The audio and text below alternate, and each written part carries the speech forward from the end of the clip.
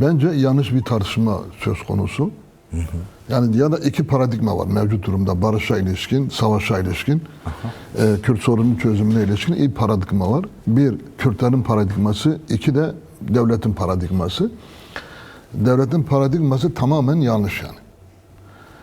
Geldiğimiz noktaya rağmen PKK'nın kendisini feshetmesine, silahlı mücadelenin durdurulmasına, yine sembolik olarak da 30 gerilanın kendi silahının yakmış olmasına, yine bütün bunlara bağlı olarak Başkan Abdullah Öcalan'ın birçok girişimine rağmen barış tarafı olarak kendisini gösteren, sorunun çözüme ilişkin olarak kendisini gösteren AKP, MHP ve eksenli partilerin çözüme ilişkin yaklaşımı ya da bunların paradigması sorunu çözmek değildir aslında. İşte 50 yıldır sürdürülen bir mücadelenin tamamen teslim alma, tasfiye etme, karşılığı herhangi bir şey olmadan süreci böylece kapatma yaklaşımıdır yani. Bu böyle görünüyor yani. Kim neyi nasıl anlıyorsa anlasın yani o konuda. Geldiğimiz nokta itibariyle bazı şeyleri açık konuşmak gerekir, değerlendirmeye gerekir. İhtiyaç var yani bu konuda. İşte aftan bahsediliyor, pişmanlık yasasından bahsediyor, eve dönüş yasalarından bahsediyor. Hiçbirisi işte barış yasası, özgürlük yasaları ve benzerinden bahsetmiyor zaten bu konuda. Yani şey gibi kaçıyorlar, vebadan kaçar gibi kaçıyorlar bu konuda. Kendi paradigması ayrı, paradigmanın üslubu ayrı, tartışması çok daha farklı, değişiktir yani o konuda. Düşündükleri o yani özetle PKK yenilmiş, artık yapacak bir şey yok. Dolayısıyla teslim alınması gerekiyor. Teslim almak için de ne lazım getirir bu kadar insanı? İşte bazı hafifletici yasalarla bırakalım, topluma dahil edelim. Herkes evine gitsin. İşte zaten yıllardır çorba morbaya ihtiyaç vardır onların. Yorulmuşlardır. Ne yapacaklar bilmiyorlardır. Onları göndeririz şeye. Meslek okullarına da göndeririz. Birkaç kuruş da biraz para veririz. Yani düşündükleri bu. Onu anlatmaya çalışıyor. Bakış açıları. Bakış açıları bu. Aha. Ama benzeri bu af yasası, eve dönüş yasası söylemlerini biz geçtiğimiz yıllarda da gördük. Yani. Onlar çok farklı şey düşünüyorlar yani. Düşündükleri de mevcut süreciye baltalama anlamına gelecek. Yani bu kesin böyledir yani. Herkes çok iyi biliyor ki 50 yıldır sürdürülen, fiili olarak 41 yıldır sürdürülen bir savaşın durdurulması vardır ya. Ve bu savaşa öncülük yapan bir parti söz konusu. Partinin elemanları, kadroları, taraftarları, milyonlarcası var yani bu konuda. Bunların düşünülmesi, bu savaşa bir son verilmesi, Türkiye'nin önünün müthiş düzeyde açılması anlamına gelmesine rağmen bunlar hala küçük düşünmeleri, küçük tartışmaları, sıradan basit kurnazca tartışmalar yaparak, propagandalar yaparak Kürdistan'daki gelişen olumlu havayı, Türkiye'de gelişen olumlu havayı en sonunda işte bak PKK uymadı. Tıpkı işte 2013 yılına kadar 13-15 süreci. O döneme kadar böyle yapmayı düşünüyorlar. O açıdan bu birinci paradigma bu. Yani işin içinde bir şey çıkmayacak. Tamamen süreci tıkatacak. Mesela şunu diyorlar ya öyle iş ama var. zaten o diyor devletin ki, özürleri de araya giri. Bak ne diyor Selahattin Erbakan? Ben bir şey söyleyeyim. Diyor ki silahla bıraksın ondan sonra biz yasaları çıkaralım. İyi de bu paradigma zaten iflas ettiği için bu çağrı yapıldı. Tamam da zaten silahları bırakanlar var. 30 kişi. Niye peki gelmiyor Türkiye? Çünkü yasalar yok. Çünkü zemin yok. Çünkü giderse bunlar tutuklanacak kendilerine göre. Gözaltına alınacak, tutuklanacak, cezaevine konulacak. Her birisine ağırlaştırıcı müebbet verilecek. Yani önce silahları bıraksın, büyük ihtimalle şunu diyecekler. Bak çok korunanca şey. Silahları bıraksın.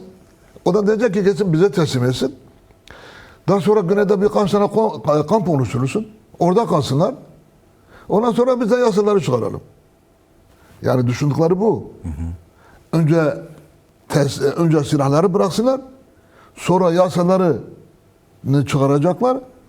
Bu süre zaman yani bu sürede de silahları bırakılmış olan gerilla güneyde KDP'ye teslim edecekler. İşte orada kalacaklar. Bunların çıkaracak yasalar da zaten belli, şimdiden belli. Ne diyor? 50-60 kişi Türkiye'ye gelmeyecek. Bunlar sürgünde kalacak ömür boyu. Ara kadro dedikleri şey, onlar da Türkiye'ye gelecekler, mahkemeye çıkacaklar. Pişmanlık yasalarından dolayı onları affedeceğiz. Ama nasıl?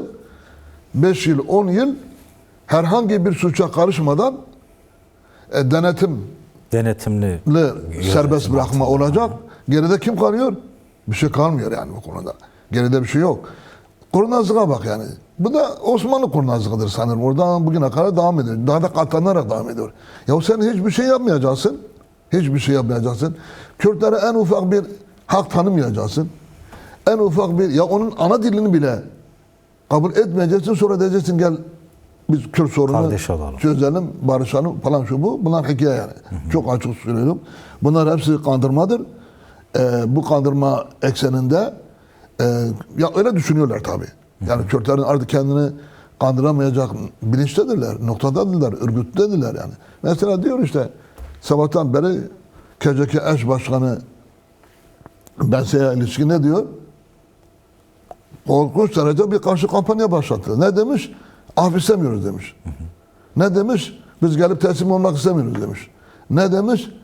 Eve dönüş diye bir yasa olamaz demiş. Peki ona karşı ne ortaya koymuş? Barış yasaları demiş. Özgürlük yasaları demiş. Demokratik yasalar değil. Artık ne diyorsan de. Fakat bu süreçle ilgili olarak bu başlatılan süreçle ilgili olarak çok özel argümanlar, çok özel yasalar, çok özel yaklaşımlar gerekiyor yani. Evet. Yani şimdi bunu hiçbir şey yokmuş gibi 50 yıldır savaşmış, bu savaş bitecek, hiçbir şey yokmuş gibi hareket edeceksin, davranacaksın. Televizyonlara çıkıp haritalar çizeceksin. Elinde sopalar verilen birkaç sözde uzman. Böyle olur mu? Ondan sonra kalkıp ne diyecek? Rojava'ya el uzatacak. Değil mi? Rojava olmaz diyor buna. O öyle iş mi olur? DAEŞ'i kabul ediyorsun. Kelle uçuran, kesen, biçen, Müslüman da olmayan aslında. Müslüman değildiler yani bunlar. Hiçbir Müslüman bile düşünemez. Sen onu sözde onun şeyini altına alacaksın. Kanatlarının arasına alacaksın. Sabahtan akşama kadar orada olacaksınız. Onları kendinize çağıracaksınız. Onları Amerika'ya alıp götüreceksiniz. Amerika ile birlikte onları bazı takım elbise giydireceksiniz, kravat taktıracaksın. Bunlar demokrattır diyeceksiniz. Suriye rejimin yeni demokratik cumhurbaşkanı falan diyeceksiniz. Onu kabul ediyorum diyeceksiniz. Ona her türlü destek sunuyorum diyeceksiniz. İşte askeri eğitim falan şu bu. Bunlar hepsi askeri amaçlıdır. Kürtlere geldiğinde terörist diyeceğiz. Ya insaf et ya. Ya terörist kelle uçurandır. Terörist katliam yapandır. Kör şiddet. Terörist bile işte bir sürü tecavüz yapandır. Kadınları kesendir, biçenlerdir, çocukları öldürendir. Onu sen Cumhurbaşkanı olarak kabul ediyorsun, kendin götürdün oraya. Ama hemen yan tarafta herhangi bir katliama yani katliama uğramış ama katliam yapmamış. Kimseye tek bir kurşun sıkmamış. Sadece kendi öz savunması. Kendi öz savunması üzerinde bir ordu kurmuş. Fakat çok batıyor yani bunlara. Ya o uzman dediğimiz kesimlere diyor. Olur mu diyor bu? Mümkün mü diyor bu? İşte diyelim ki oradaki yönetim yapısına ilişkin bunlar diyor. Orada saymışlar. 70'e yakın isim vermiş. Bunlar diyor ki şeyde çıkacaklar. Rojava'dan çıkacaklar buna. 70'e yakın isim vermiş. Hepsi şeyli. Oralı. Aha. Niye? Keyfine veriyor yani kendisine 10 yıl, 20 yıl, 100 yıl sonra Türkiye'nin güvenliğini düşünüyor. Peki Kürtlerin güvenliği ne olacak? Mesela diyor ki silahları bırakın. Oradaki demokratik bir rejim var zaten onlar sizi korur diyor. İşte Aleviler silahları teslim etti. 3 Mart 6 Mart arasında neler yaşandığını gördük. Ya böyle sıra değil. Şimdi yani, ya bunu kargalar sahil güler. Bölgesinde bu yaşandı. Bu kargalar güler yani. Bir DAEŞ grubu zorla iktidarı ele geçirmiş ve bu konuda uluslararası güçlerin ve Türkiye'nin de İngiliz desteği istihbaratı hazırlamış, parasıyla almış. getirmiş yani. Ha. Şimdi ona diyor ki sen demokratik bir cumhuriyet kurmuşsun. Kürtler artık gerek yok, can güvenlikleri söz konusu değildir. Gitsin onlara teslim olsun diyor. Ya daha bir yıl önce aynı kişi bir yıl önce derken işte katliam sürecinde diyelim ona. Zaten 7-8 yıldır onu hazırlıyorlar onu. Evet.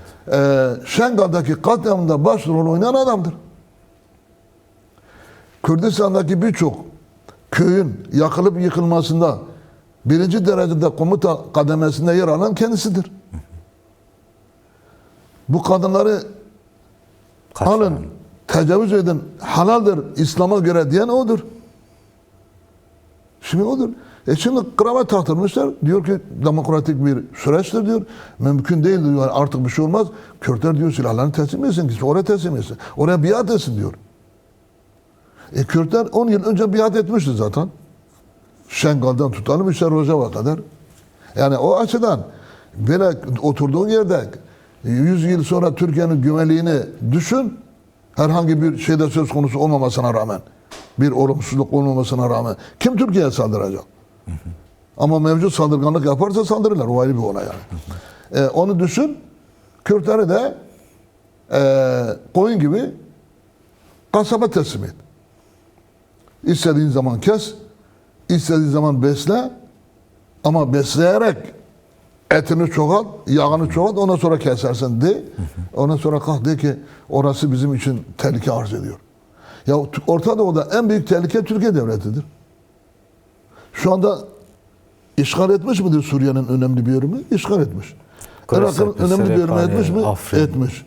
Afganistan'a kadar gitmiş, Libya'ya kadar gitmiş. İran'la sürekli çatışma halindedir. Amerika'yla da karşı karşıya geliyor Orta Doğu'yu ele geçirmek açısından. İsrail'le kavga halindedir. Yani bazıları belki dışarıdan falan öyle gibi görünüyor ama çelişki ve çatışmaları da çok derindir yani. Şimdi peki böylesi bir devlet ve sabahtan akşama kadar yatırım yapıyor. Silahlara, uçağa, tanka, topa, tekniğe, değil mi? Bunlar hepsine yatırım yapıyor. Niye yapıyor? Yani üst savunmayla ilişkisi yok ki, bunun saldırganlık politikasıyla ilgilidir yani bu konuda. Yani saldıracak, işgal edecek, orayı ele geçirecek. Yoksa savunma amacıyla bu kadar sanayinin geliştirilmesi, yani askeri sanayinin geliştirilmesi, o kadar uçağın alınması, tankın topun alınması, tekniğe o kadar yatırım yapması zaten mümkün değil yani. En tehlikeli konumda olan bir devlet böyle bir avuç 40-50 milyon ama gücü olmayan, silahı olmayan onu tehlike olarak görüyor. Onu halbuki tehlike olarak görmektense kabul edeceksin onu. Ki yüzyıllardır da birlikte yaşıyor. Tabii kabul edeceksin. Orta Doğu'daki herkes birlikte yaşama olanağı vardır, ortamı da vardır. Onlarda da yani Şam hükümetiyle de ortak yaşanabilir, Türkiye ile de yaşanabilir. Irak'la da yaşanabilir, İran'la da yaşanabilir. Niye yaşanmasın? Ama önemli olan ya kimin gücü varsa ya da güç biriktirmişse şimdiye kadar kendisi Allah olarak görüyor, Tanrı olarak görüyor. Oranın kralı olarak görüyor. Oranın işte barış elçisi olarak görüyor ama şiddetle, ama savaşla. Gücü olmayan, örgütlenmemiş olan halkları da ise eziyor, öldürüyor, biçiyor, kesiyor. Ermeniler nasıl öldürüldü? Asuriler, Suriyeliler nasıl bitti? Lazlar, Çerkezler nasıl azınlık duruma düşürüldü? Kürtler nasıl 29 imha sürecini yaşadı. İsyanla kendilerini ifade etmek istedi. Ya da aslında birçoğu da bastırılmak istediği için Kürtler baş kaldırdılar yani. Yoksa Kürtlerin öyle o dönem itibariyle bazıları baş kaldırmış, doğrudur. Ama çoğu zaman da Kürtleri bitirmek amacıyla, yok etmek amacıyla onu var olan o feodal geri örgütlüğünü bile kabul etmeyerek onları bastırmış. Kürtler de kendilerini savunmak zorunda kalmışlardı. Bunlar da isyan demişler yani. Yani özetle bu konuda Türkiye Devleti çok önemli bir noktaya gelmiş durumda. Kürtler açısından da bu böyledir. İki tarafta barışa ihtiyaçları vardır. İki tarafın da birbirleriyle birlikte yaşamaya ihtiyaçları vardır. Birisi çok güçlü, işte öbürü mecbur kalmış. Yani Türkiye şu anda onu düşünüyor. Ben diyor güçlüyüm. İstediği zaman ezerim, biçerim diyor. Kürtler zayıftır. PKK zayıftır. İşte uluslararası düzeyde yardım edecek kimse yoktur. Benim işte NATO benim arkamdadır. Amerika benim arkamdadır. İngiltere benim arkamdadır. Ben ezerim geçerim falan diyor. Ama geçemedin ya. 41 yıldır geçememişsin. 50 tane Dışişler Bakanı değiştirdin. İçişler Bakanı değiştirdin. Bilmem kaç tane Genelkurmay değişti. Kaç tane başbakan değişti. Cumhurbaşkanları değişti. Hepsi öyle demediler mi? Yani hatırlıyoruz hepsi yani. Çünkü yakın bir tarihtir. Yakın tarihi işte Turgut Özal'dan başladı. Değil mi? Demirel, Ecevit, Erbakan, Tansu Çiller, Mesut Yılmaz. Aklımıza gelen bunlardı. O arada belki bir tane avukat vardı. Getirdiler, uyduru konulara oraya koydular. Neyse. O en sonunda 23 yıldır da Tayyip Erdoğan değil mi? En fazla şiddet uygulayan, kapsayıcı, ben bitireceğim diyen, İngiltere'ye, Amerika'ya ben PKK'yı bitireceğim diye söz veren sırtını yaslayan şeydir. Erdoğan'dır değil mi? Erdoğan kaç tane İçişler Bakanı, Genelkurmay'ı değiştirdi? Yapmadı. Kaç tane darbe yaptırdı? Yine yapamadı. Bitiremedi. Yani. Devletin kimyasını değiştirdi ya. Erdoğan. Sırf bu mücadeleyi bitirmek için. PKK'yı bitirmek için. Bütün kural ve kaideleri ortada kaldırdı. Yani klasik devlet kurallarından bahsediyorum. Tek bir kişi diyorlar ya. Tek bir kişi öyle boşu boşuna Erdoğan tek bir kişi yapılmadı yani. Erdoğan öyle boşu boşuna her türlü inisiyatifi ele geçirmedi. Verdiler yani. Önünü açtılar. Tabii verdiler. Önünü açtılar. Ben bitiririm dediler. O da söz verdi. Ve ama bana karışmayacaksınız dedi. Ekibiyle birlikte. Nasıl karışmayacak? Ben devlet mekanizması tamamını değiştireceğim. İşte meclisi değiştirdi. Bakanların konumunu, fonksiyonlarını değiştirdi. Kendi rolünü çok fazla bitirdi. Kendisini tanrılaştırdı. MGK'yi değiştirdi. Yani bir sürü hikayeler oluşturdu. Ama ne oldu sonuçta? Bitiremedi yani. Bir sürü komplolar düzenledi. İşte bana darbe oluyor falan şu bu. Onun için de yasalar çıkarıldı. Fakat bitiremedi yani. Ama şimdi Bahçeli ne dedi bu konuda söyleyeyim. Bahçeli dedi ki 50 yıldır biz birbirine savaşıyoruz. Ne siz bizi bitirin ne biz sizi bitirdik. Çok doğru bir şey yani.